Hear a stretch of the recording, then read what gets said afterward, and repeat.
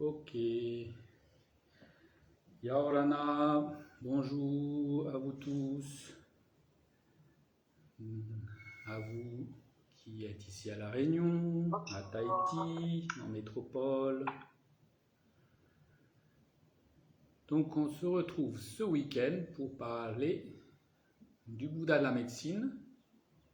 Tout d'abord de la pratique du Bouddha de la médecine qu'on fait régulièrement ici au centre, puis après d'autres pratiques.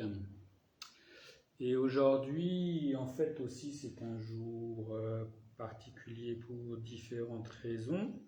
Entre autres, puisque apparemment c'est l'anniversaire de Lama Zopa Rinpoche. Donc ceux qui ne sont pas trop loin, vers 4h, 4h30, vous êtes invités à venir partager une part du gâteau pour célébrer l'anniversaire de Lama Zopa Rinpoche. Donc je pense que Inatea, ça doit le faire pour toi. Hein. Tu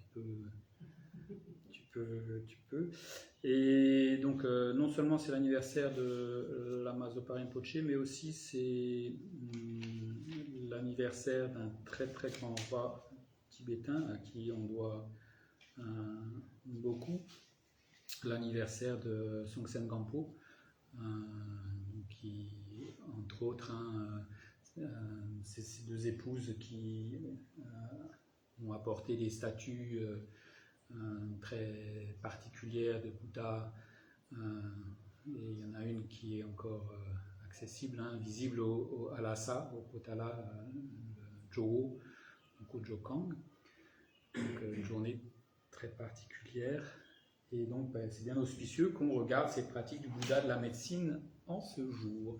On va prendre quelques instants quand même pour méditer sur le souffle. Puis après ça, on prendra refuge, générer bodhicitta. Puis comme prière, en fait, on récitera, je l'afficherai sur l'écran bien sûr, la prière de longue vie de Lama Zopa Rinpoche, mais la longue.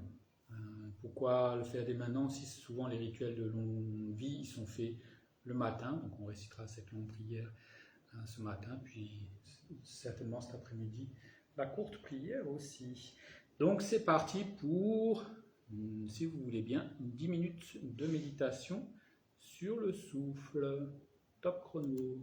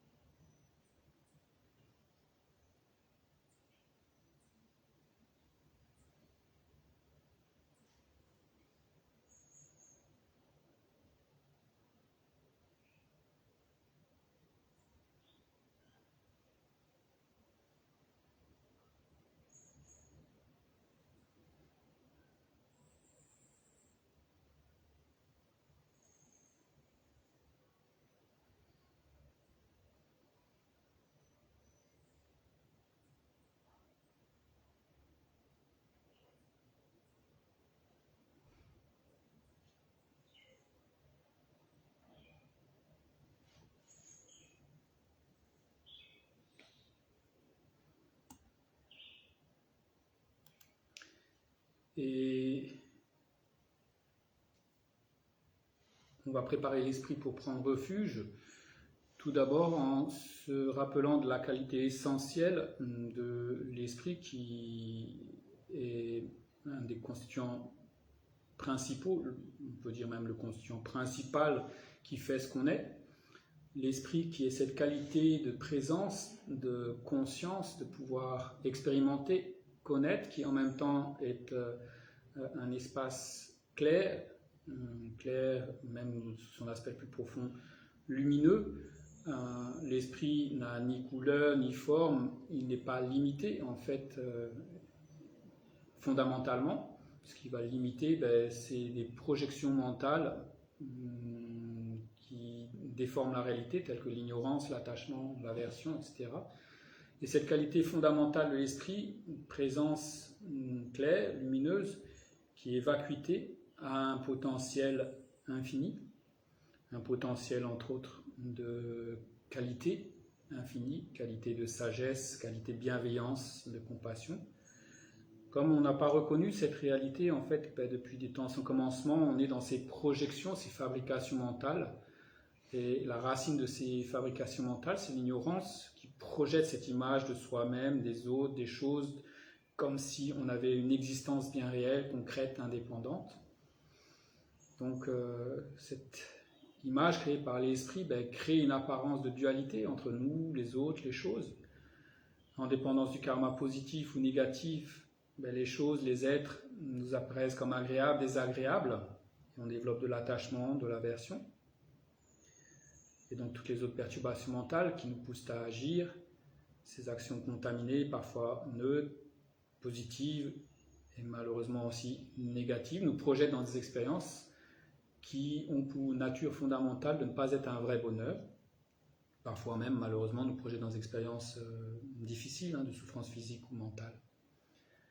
Mais donc, le fondement même de ce qu'on est n'est pas entaché par ces mécanismes.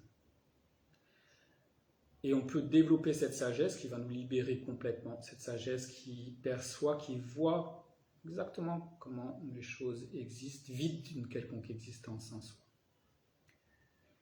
C'est pour cela que le véritable refuge, c'est le joyau du Dharma, qui est cette vérité de la cessation, cette vérité du chemin, cette sagesse qui réalise directement la vacuité, cette sagesse qui peut être portée par l'esprit d'éveil.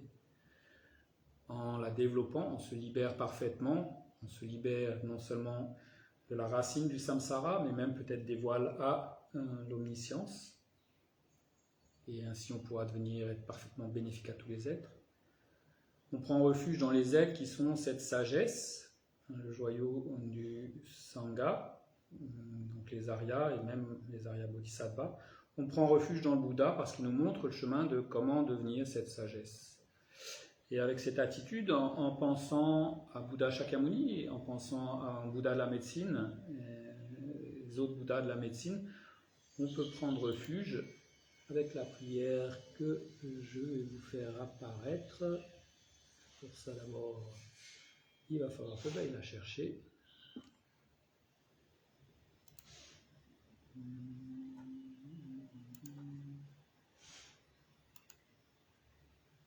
Soyez pas pressés.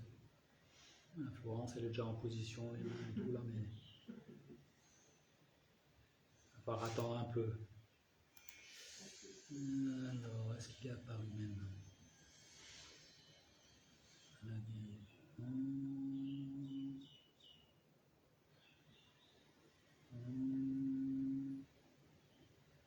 J'ai trop de trucs ouverts, il n'apparaît pas.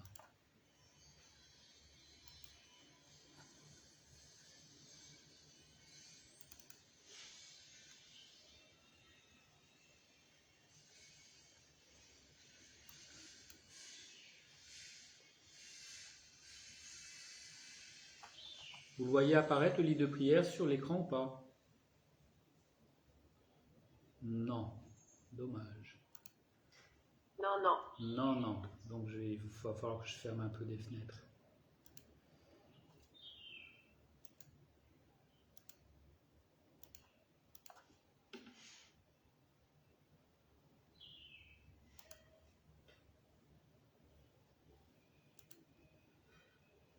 Voilà. retrouver. Alors, page 36.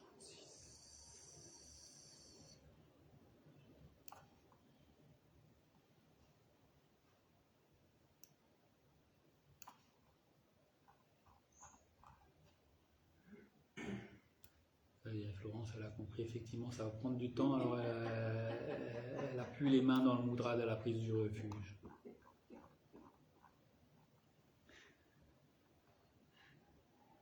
Et donc, normalement, là, vous voyez la prière de refuge. Oui, ils ont les mains jointes, donc il a le droit. Yes, yes. Les deux premières répétitions en tibétain, la troisième en français.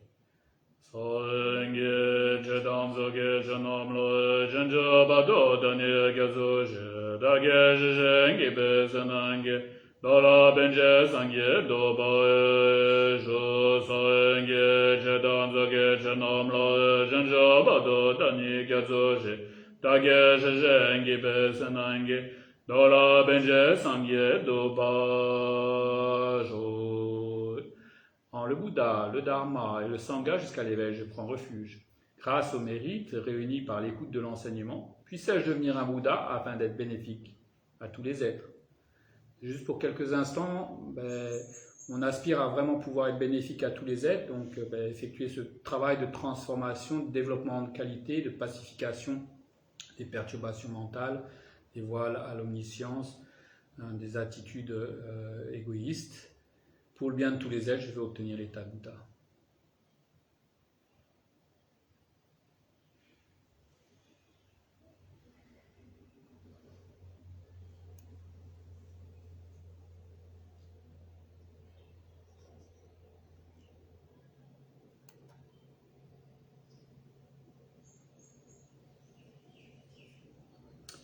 Et puis comme je vous ai dit, en termes de prière, là, pour accompagner ce début des enseignements, on va faire la prière de longue vie. Voilà, Mazopa Rinpoche, la longue prière qui est à la page 275, pardon.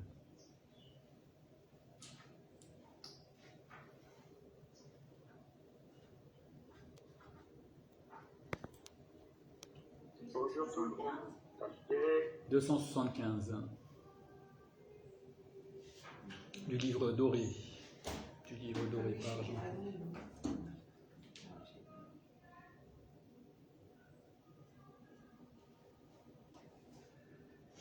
Vijaya, invincible déesse dont le visage de lune change au gré de nos destinées, le moindre rayon de votre nom, mantra de connaissance, est si rafraîchissant qu'il apaise les cuisantes souffrances de la vie qui s'achève.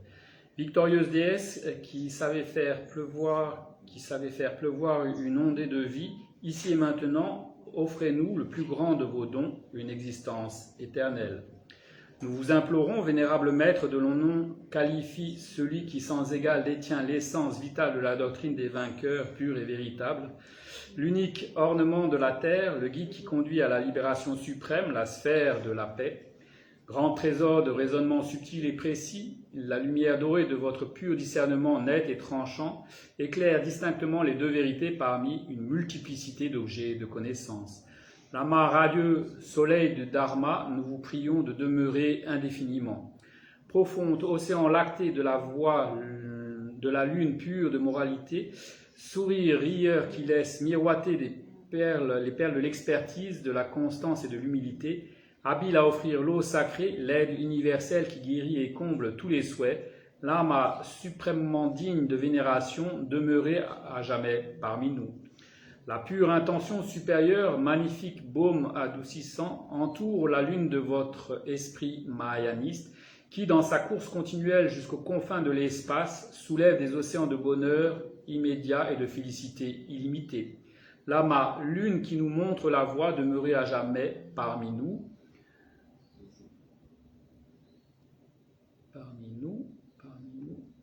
Excusez-moi, j'ai problème. Voilà. Vos enseignements sont de vastes rivières qui répandent un nectar divin. Vos arguments de lames acérées indestructibles et imparables. Vos écrits des lotus à 1000 pétales qui déploient toute leur majesté. Lama gardien de la plus haute connaissance, demeurez à jamais parmi nous. océan de maître spirituel, divinité protecteur des enseignements, par le pouvoir de la profonde interdépendance et de l'inébranlable vacuité de toute apparence, puissent nos prières emplies d'espoir se réaliser spontanément et sans effort. Et donc on peut souhaiter une vie infinie à Lama Zopa Rinpoche et que tous ces saints souhaits au regard du Dharma puissent se réaliser instantanément sans le moindre obstacle et puisse le FPMT et tous les centres, toutes les activités du FPMT amener des bénéfices illimités à tous les êtres. Donc ce week-end, on va parler des pratiques du Bouddha de la médecine, en commençant par la pratique composée par le premier Panchen Lama, un rituel du Bouddha de la médecine tiré des sutras qu'on trouve dans le livre argenté des éditions Mahayana. Donc vous pouvez vous procurer aux éditions Mahayana ce livre argenté. Vous pouvez aussi vous procurer sous forme de livret, en forme digitale ou en papier, aux éditions Mahayana, ce livret. Ici à la boutique, on est en rupture de stock, mais on va le recommander, bien sûr. Donc, comme je parle des éditions Mahayana, il y a une autre pratique plus courte du Bouddha de la médecine, composée par un lama qui s'appelle,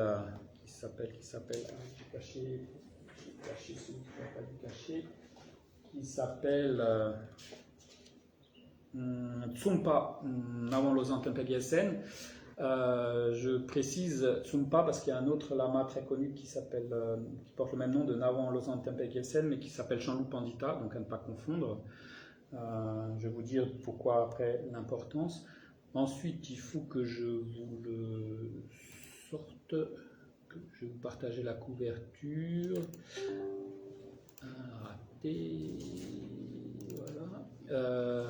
Une autre pratique très très courte, très belle aussi, au niveau des éditions Mahayana.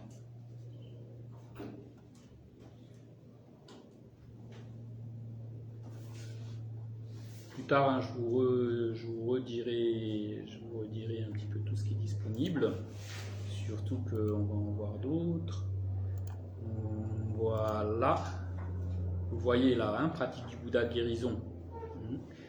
Et il y a aussi la prière libérant les sakyas de la maladie. Donc c'est Lama Zopa Rinpoche qui a composé un peu cette pratique en relation avec une terma, donc un enseignement de Guru Rinpoche qui a été caché, redécouvert, il n'est pas indiqué par qui. Bouddha de la médecine avec 4 déesses. On explorera ça un peu plus tard. Donc après, on vit une période quand même très très dégénérée. On a un potentiel merveilleux, on a accès au Dharma, mais on vit une période très dégénérée et il faut bien faire attention où est-ce qu'on va chercher les informations, où est-ce que quel Dharma on va aller chercher et s'assurer de la pureté un petit peu de ce Dharma. Donc pour ma part, j'ai aucune expérience du Dharma, donc si j'ai aucune expérience, en aucune manière je pourrais avoir une quelconque réalisation du Dharma. Mais par contre, j'ai reçu des enseignements de lignées qui sont pures, et après j'essaye de ne pas dénaturer ces enseignements et de les partager avec vous. Donc de ce point de vue-là, on peut avoir accès à un dharma qui est pur, même si moi je n'en ai pas les qualités. Et dans cette période de très grande dégénérescence, eh bien, il faut vraiment essayer de s'assurer de pouvoir recevoir du dharma qui provient de lignée pure. Même si la personne n'a pas les qualités vraiment qui font qu'il peut incarner ce dharma, au moins on recevra un dharma qui n'est pas dénaturé, un dharma de qualité. Et c'est vraiment important parce qu'il y a beaucoup de gens qui disent avoir des expériences et puis ils font leur sauce, etc. Et puis le présentent d'une manière qui semble très charismatique, etc. Et puis ils disent les mots qu'il faut, donc voilà. Mais en fait, ils ont des expériences que très très partielles. Ce n'est pas un dharma qui montre le chemin juste vraiment jusqu'à la sagesse, juste donc la libération et l'éveil. Donc voilà, c'est important. Donc en termes de lignée, hein, le texte lui-même composé par le premier Panchen Lama, j'en ai reçu l'explication d'un lama qui s'appelait Tulku Gyatso, donc la transmission du texte plus l'explication. Voilà. En termes d'initiation du Bouddha de la médecine, je l'ai reçu plusieurs fois. Donc la première fois, je l'ai reçu de Kirti Senchab Rinpoche, un de mes lamas principaux, mais malheureusement qui est décédé. Donc je l'ai reçu en 99. La première fois, c'était à Londres, au centre Jamyang de Londres.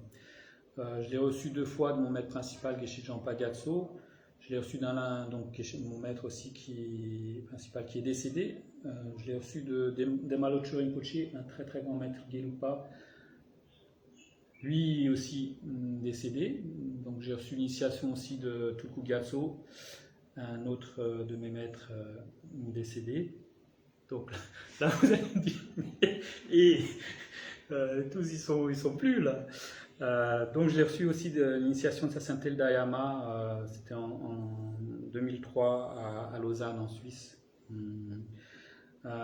J'ai reçu une lignée très particulière d'un lama qui s'appelle Lodo Rinpoche qui vit en Suisse.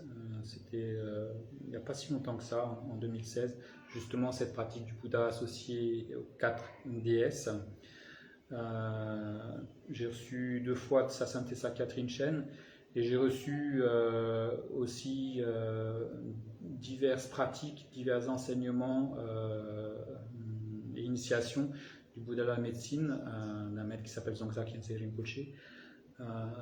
Donc après, peut-être que dans le futur, j'espère pouvoir recevoir l'initiation, la grande initiation du Bouddha de la médecine, grande initiation par rapport à un mandala qui contient 51 déités. Donc après, je vous disais, la lignée, elle est importante, la transmission de la lignée, elle est importante. Et souvent, en fait, je partage avec vous l'explication des pratiques qui sont dans les livrets de la FPMT, mais